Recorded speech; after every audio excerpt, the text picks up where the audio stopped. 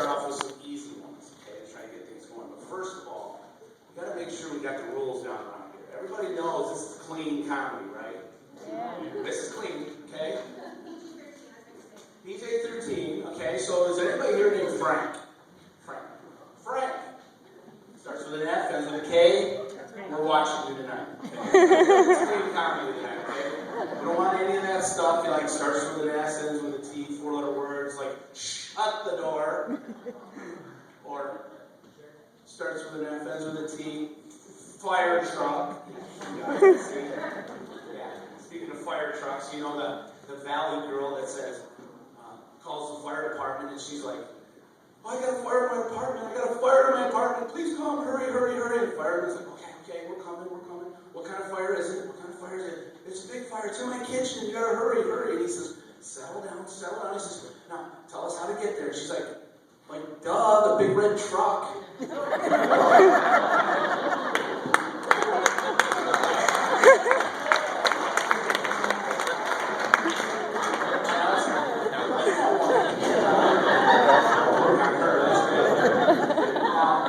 Remember, it's clean comedy tonight, so we're not going to use a whole lot of like pickup lines or anything like that. We're going to be really careful. We're not going to go like.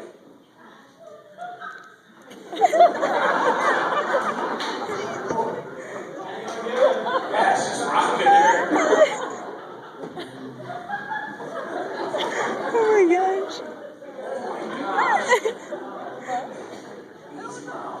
We're just getting started. It's not new for me.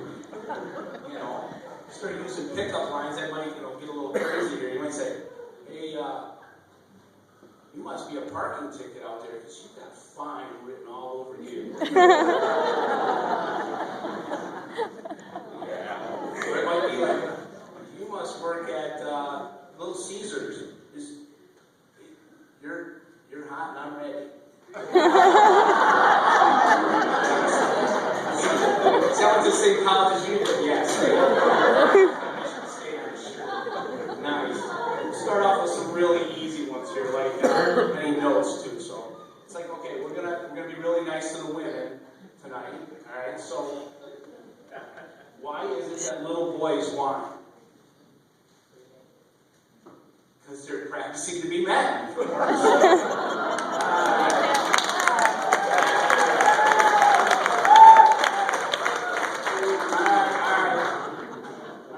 What do you call a handcuffed man?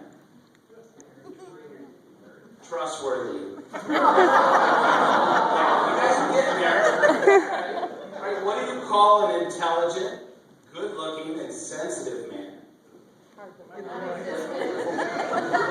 A rumor. Wow, you guys gotta keep up.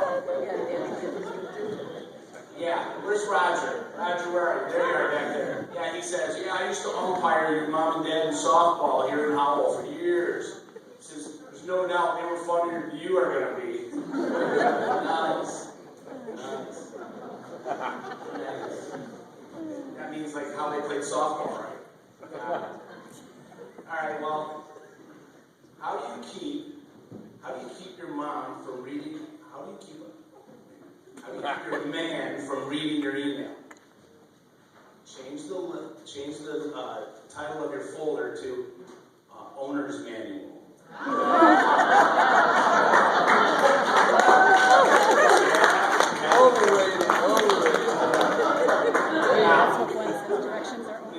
Your husband gets out of the shower, alright, and he says, wow, it is so hot today that, I just want to go out and mow the lawn like this. What do you think the neighbors will think? And she'll say, she'll think I married you for your money.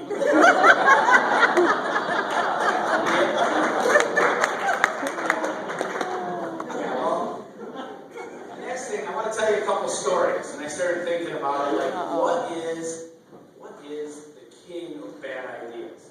Everybody has your own, right? I'm thinking, I got like 3 really king, top-notch bad ideas in my life. Alright?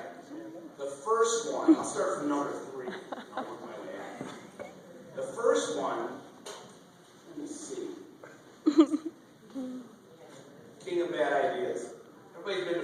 Farms, right? Restaurant down where Follow. Sunday morning, the lineup down the hallway just lines up as people come in from church, and there's all kinds of people lined up in that long hallway. Well, of course, I go there with my 4 little kids at the time. After church, we go in there, we have breakfast, we're coming out, and of course, you got to pay. And where that pay area is, there's all kinds of things that you can buy. You know, there's shirts and sweatshirts and little army trucks and helicopters for the kids to mess with. And of course, there's that big, tall, plastic water thing that has those plastic little fish flying around in there. And of course, my 2-year-old, 2.5-year-old, he's got it all down and watching them. He's watching them, and I'm trying to pay him. I got one in the stroller, you know, the car carrier. I got this one running around. The other ones are over there, and the wife, now ex-wife, is over shopping, okay? Which is, you know, if you look under her bag, it says shop till you drop. Yeah, look at that, one of those. Anyway, so here I'm paying, and I just as I get done paying, I look, and there's little Colton, and he's pulling the big plastic water thing down on top of him, and it hits the ground, and it shoots like a cannon all the way down that hallway. All these people lined up for, you know, coming from church, and all you hear is the kids yelling, "Run!" All these people are partying like a Red Sea. And needless to say, I scooped up babies, and out the door we went. So can't go to Follow Farms anymore. King of Bad Ideas number 2. I got like 3 boys playing hockey, so they always want their friends to come over for the night. So I'm like, okay, I can say yes to one and no to the other ones. Next thing I know, I got like 6, 7 boys all at my house staying the night. And of course, I wake up and I'm like, hey, it's Sunday. We gotta go to church. And I'm taking you all with me. So I'm trying to feed them and get them out the door. And you know, it's lunchtime, and I'm making them pot pies as fast as I can, and we're working it out. And I'm like, we gotta go. Get them all in the car. And of course, some of them aren't. They've never been to St. Joe's down the street here. And so I finally wrestle them all into church. You know, it's like herding sheep, you know. The next thing I know, I get them all down in the pew, and they're all there, and I look down the pew, and I see a big, tall woman eating a pot pie. And like the stage right over there. It's really funny. So now it only starts like that. So here's how church started.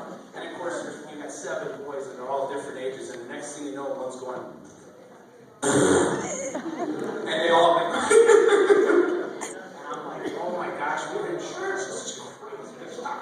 And I'm over there going, stop. Needless to say, we can't go to St. Joe's Church anymore. Yeah, the next time I look down, I got a pot pie out of his hand, and the next thing I know, he's got a bottle of water drinking. I'm like, oh, jeez. They're like, you took 7 boys to church? Are you crazy? That was the second King of Bad Ideas. The top King of Bad Ideas was when my girlfriend said, hey, I need your help. And I'm like, oh God, now, guys in the room, when they say, hey, can you help me with something? You know that's going to leave a mark. Oh, yeah. That's right, Frank? Come on, watch it. Yeah. Okay? That's going to leave a mark, you know, because something's happening, and you're either not going to like it, or it's going to leave a mark, okay? She says, you know, this goat is all by itself now that the other goat died, and we have to get that down the road. Down Lansing Road, there's a place that takes goats. And I said, well, how are we going to get there? She said, you're going to hold it in the back seat. And I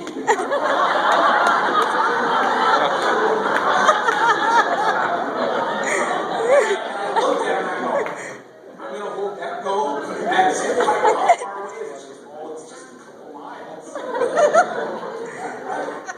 And I'm thinking, you know, I used to wrestle. I used to coach wrestling here in Howell. I'm like, I can do this. So getting it in the backseat was first of all fun, real fun. And then it started. Of course, you put a blanket on the seat to try to keep in case anything crazy happens. Sure enough, off we go down the road, and this thing, it's kicking and bucking and just beating the crap out of me. And I'm wrestling. You ever try to put a half Nelson on a goat? You try to hook a leg into the leg, you just get marks on it. Alright, so finally, after a while, I'm like, how far is this place? Finally, I found a roll of duct tape the front legs, duct tape the front legs. That really pissed off the goat. Needless to say, we're really rolling around the back seat of this car. Next thing you know, we're under the blanket, we're over the blanket, I'm tied up in the blanket, the goat's tied up in the blanket. Needless to say, I now have to owe you all money. Hush money, by the way.